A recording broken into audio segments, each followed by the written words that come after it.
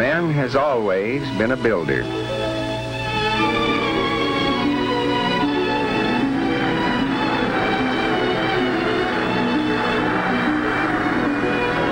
Yes, man has always been a builder, but his structures have endured only when the materials he used were able to resist the forces of nature. Most of those forces we have found it easy to comprehend. The wind, the sun, the rain, and the snow. So understanding them, we have built our shelters against them. Simply at first, then as we acquired new skills and imagination, with increasing comfort, grace, and beauty. And with each advance, we might say to ourselves, this is good. This is beautiful.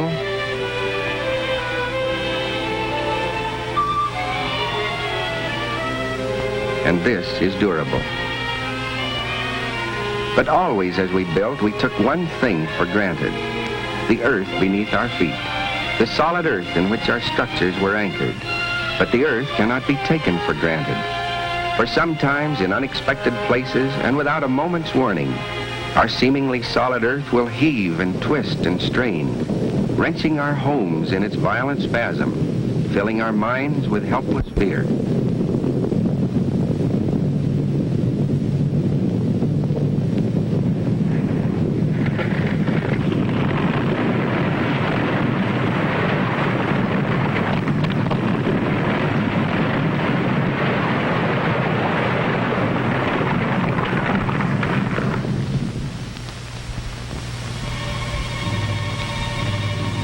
Leaving behind its hideous desolation. Desolation we have seen so many times and in so many places. San Francisco, Seattle, Santa Barbara, Long Beach, Helena, Manila, Tokyo, Tehachapi, Arvin, Bakersfield, and countless others around the world. Where next? Where no? We can only guess. If this be our fearful threat, where then shall we find our answer? We found our answer in the earth itself. For while the earth may tremble and quake beneath our feet, it also yields the rich ore from which we take our iron. Out of the iron we make our steel. And out of the steel we create the strength to support our buildings. Yes, even against the shock of earthquakes. For while the earth's shock can play havoc with those buildings which are poorly designed or built of insubstantial materials, there have been many examples that structures built of steel or reinforced with steel have been able to withstand the shock of earthquake. One such example was the famous old ferry building of San Francisco. Framed with steel, this venerable landmark was one of the buildings to survive the earthquake of 1906. With but minor damage to the tower. In the Pacific Northwest, a convincing example was the Smith, which, with its steel construction, withstood the earthquake of 1949. In Long Beach, California, the beautiful Villa Riviera, constructed of steel, was a notable survivor of the earthquake of 1933. And in Arvin, California, the Arvin High School, with its modern steel-reinforced construction, suffered only minimum damage in the severe Tehachapi shocks of 1952. What a contrast to the Cummings Valley School, not far away, which, lacking such strength, was reduced to rubble by the very same earthquake. One does not like to think of children trapped in a collapsing schoolhouse. From such convincing evidence, we have the proof that steel is an important factor in the construction of earthquake-resistant buildings. But in order to understand why, we must know something about the nature of earthquakes themselves. To begin with, movements of some kind are going on in the Earth's crust somewhere all the time. Movements which, in their own way, are as restless as the changing tides of the sea. Many of these movements are so minor that we ourselves do not feel them. but we know they're going on because our sensitive recording instruments constantly tell us so. On the other hand, there are movements so strong and violent that we do feel them, and very sharply. Many of these movements have taken place along the Pacific coast, a region which, to many people, has become known as the earthquake belt of North America. Let it not be assumed, however, that earthquakes are confined to this so-called earthquake belt. Actually, earthquakes have occurred in every state. The strongest shocks of record in the United States occurred in 1811 and 1812 in Missouri. Another earthquake, originating in South Carolina in 1886, was felt 1,000 miles away. Earthquakes are no respecters of locality. They occur because of some slipping or rupturing within the earth, and this produces a fault. Sometimes these faults are even visible on the Earth's surface, such as the famous San Andreas Fault in California. It was the slipping along this fault which caused the San Francisco earthquake of 1906, and several later ones as well. Sometimes, too, an earthquake may cause cracks or fissures at the Earth's surface. At one location, the Tehachapi quake of 1952 created a crack nearly 6 feet wide and 6 feet deep, a surface indication of some rupturing deep below. And it is there that our story lies. The Earth, as we generally understand it, has 3 layers: the outer crust, the mantle, and the core. The outer crust upon which we live has an average depth of 20 to 30 miles. Beneath this crust is the mantle, extending to a depth of about 1,700 miles. And beyond the mantle lies the core, extending about 2,150 miles to the center of the Earth. Now, as already mentioned, we know that movements are taking place constantly in the Earth's crust and mantle. As the movements continue, stresses are built up, until at some weak point, the Earth's crust is overstressed, and a sudden shearing or slipping failure occurs. It is the sudden release of stress by the slip that produces the earthquake. From this subterranean rupture, vast amounts of energy are released, which radiate in all directions through the Earth's crust, mantle, and core. These radiations are called seismic waves. By studying these waves, we learn much about the origin and intensity of the earthquake shock. Such studies are made at seismological laboratories located at strategic points throughout the world, where seismic waves, whenever they occur, are scientifically recorded on sensitive instruments known as seismographs. The various seismological laboratories, by pooling their information, can trace the origin of the shock and plot the degree of strain caused by the earthquake as well as its aftershocks. The seismograph is but one of many delicate instruments which tell of movements in the Earth's structure. One unique instrument, for instance, has been installed in a tunnel under the San Gabriel Mountains of Southern California. A device so designed as to measure long-term strains in the Earth's crust. As these strains accumulate, the resulting movements, too slight to be seen with the naked eye, can be measured and recorded. And it is hoped that such findings may make it possible someday actually to forecast when and where earthquakes will occur. Also, a special type of seismograph, so sensitive a breath can set it in motion, is used to measure the actual movement at the Earth's surface during an earthquake and its aftershocks. With data gathered in this and other ways, scientists are able to recreate the movement and behavior of earthquakes long past. For example, a mechanical device which simulates the ground motion of the Long Beach quake of 1933 is used to illustrate how buildings react under varying loads.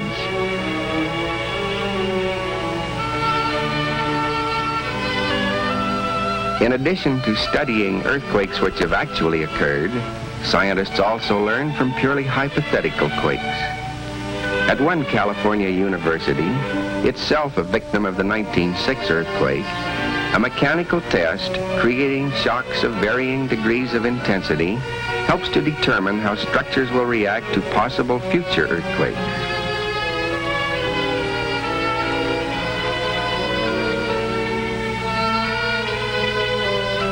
This study is all the more significant because the test structure is an actual scale model of an actual building located at Bush and Montgomery Streets in San Francisco, the Alexander Building, a slender 16-story structure built on a framework of steel.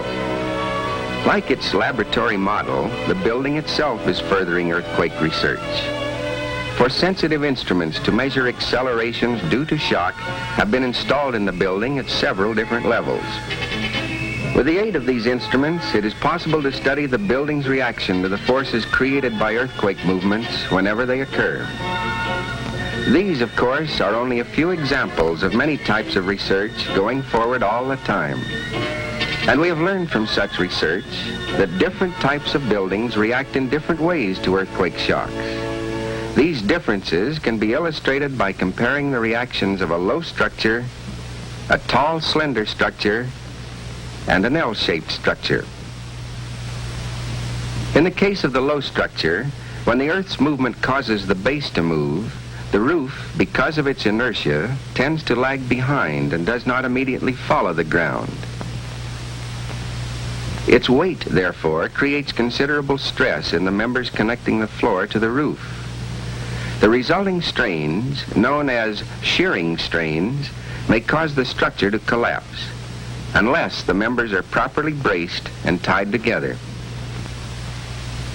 With a tall, slender structure experiencing the same ground movements, the building oscillates, causing various bends. Consequently, the frame must have sufficient flexibility to permit the structure to assume the distorted shapes.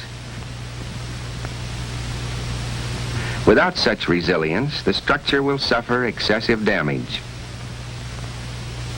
In the L-shaped structure, if the ground movement is parallel to one wing, this wing, because of its length, may have considerable resistance to the shock. But the other wing is broadside to the movement and consequently will deflect more. The unequal deflection between the two wings will cause a twisting action. And if the building is not properly braced and tied together, this twisting or torsion may cause failure at the junction of the two wings. Obviously, if buildings are to withstand these destructive forces, they must be constructed of suitable materials, materials which will not fail. It is for this reason that steel and steel-reinforced materials have become the key to earthquake-resistant construction. For steel is tough. It has two qualities highly essential to earthquake resistance: strength and ductility. Ductility is the ability of a material to undergo distortion, that is, to absorb energy without breaking. Steel has this ability. An actual load test shows that a load of 5,000 pounds is well within the elastic limit of this particular beam. For when the pressure is removed, the beam immediately returns to its original form.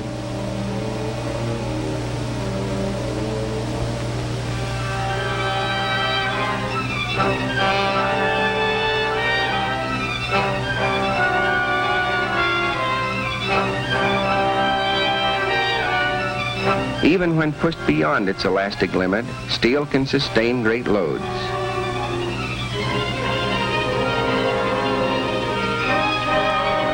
In this particular test, a load as high as 68,000 pounds distorts the beam considerably, but in spite of this, the beam still holds. So steel has not only ductility, it also has strength.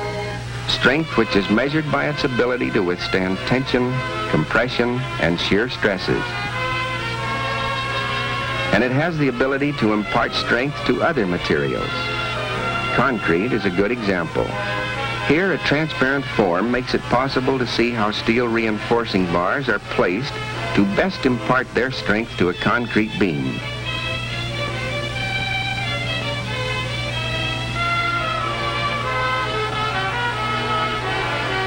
From this reinforcement, the beam will gain both shear strength and tension strength. This can be shown by making a comparative test of two concrete beams of exactly the same dimension. The first beam reinforced with steel, the second unreinforced. The pressure is applied equally on both beams. At a load of 5,000 pounds, the unreinforced concrete is shattered, while the steel reinforced beam has sustained only minor cracks.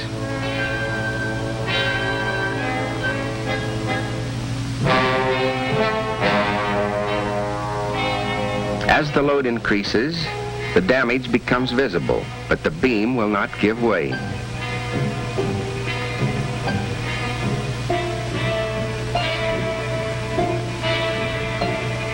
Even at 30,000 pounds, it will not give way, simply because of the strength of its reinforcing steel. Perhaps no one knows this better than a wrecking crew engaged in demolishing old buildings. If the walls are not reinforced, whether they be of brick, stone, concrete, or any other material, they can be brought down without much difficulty.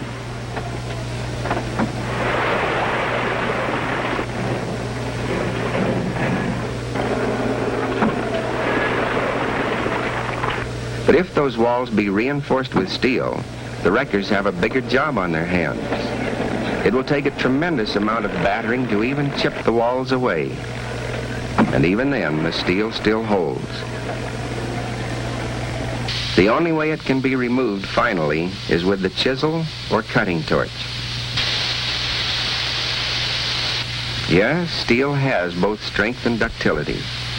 But even these qualities were not enough to save a steel elevated water tank in the Tehachapi earthquake. Its collapse came about because, although built of steel, it was not properly designed to resist earthquakes. As another example, a brand new high school in Helena, Montana, only 1 month old, collapsed in the earthquake of 1935.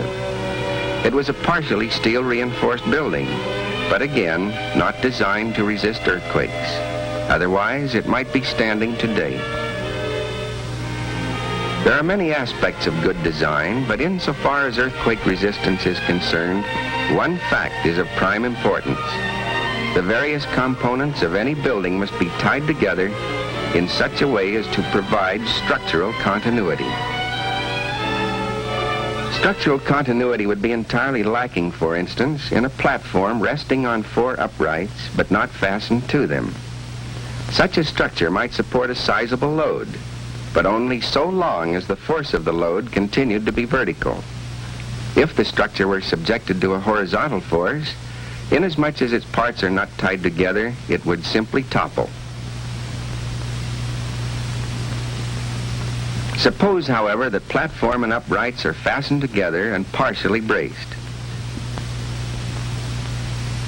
Now the structure offers some resistance to horizontal movement, but not enough resistance to withstand twisting or torsion, so that, again, the structure will fail. It is only when all members are properly tied together on all sides that the structure achieves true continuity and the strength to resist movement from any and all directions. Perhaps a more homely illustration is the simple cardboard carton. With its lid open, the carton offers little resistance to outside pressures. But if the lid is closed and securely fastened, the carton has strength to resist forces from any direction. The lid forms what is known in structural design as a diaphragm, which, when properly tied in, gives strength to the whole. In much the same way, a building derives strength from its floors and roof, for these are the diaphragms of the building. But as in the case of the cardboard carton, these diaphragms must be tied in properly in order to provide a maximum of structural continuity. Here again is one of the advantages of steel, for in addition to its strength and ductility, steel is workable. It can be fashioned and fitted in countless ways, which not only facilitate construction, but make it possible to achieve complete structural continuity. Much of this is done before the steel even reaches the construction site, at the fabricating works, where steel is fabricated into convenient units. Units which, because they're properly engineered, will give a building the strength it needs to resist the forces of earthquake.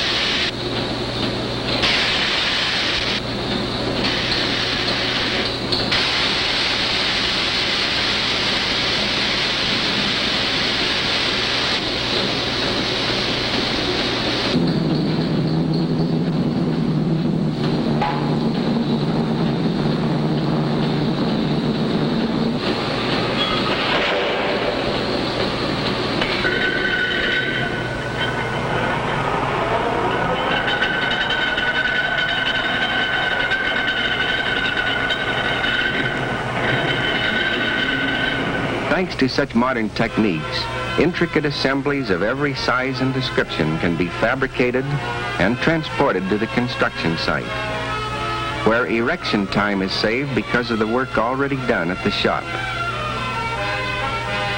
Base plates are fastened to their anchor bolts. Columns and girders are fitted into place.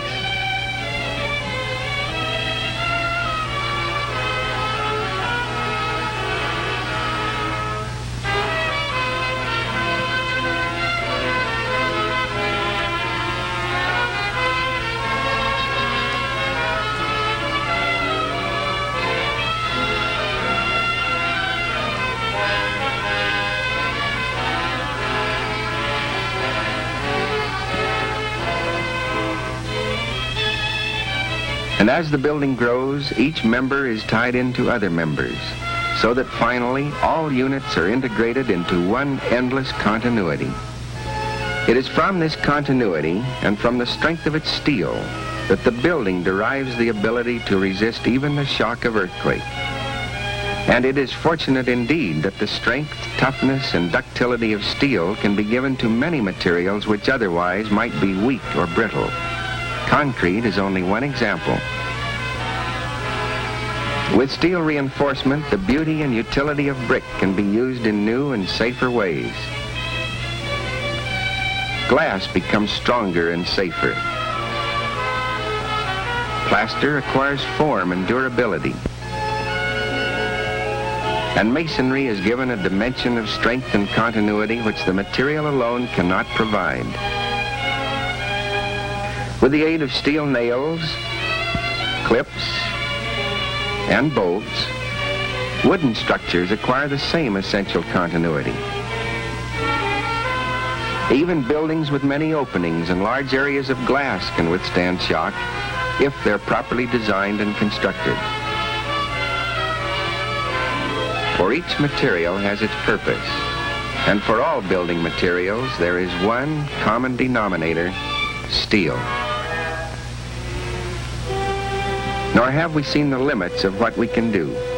Public-spirited men everywhere are working constantly to advance our knowledge of earthquakes, of earthquake-resistant design and construction. Geologists, scientists, structural engineers, research engineers, architects, earthquake men, and building men. The knowledge they contribute is vital to our welfare, but that knowledge alone is not enough. It must be followed by public understanding and public action. So it is that public officials all over the country are re-examining their building codes and causing codes to be revised. Codes which will protect the people of their communities not only against fire, flood, and storm, but against the unpredictable threat of earthquake.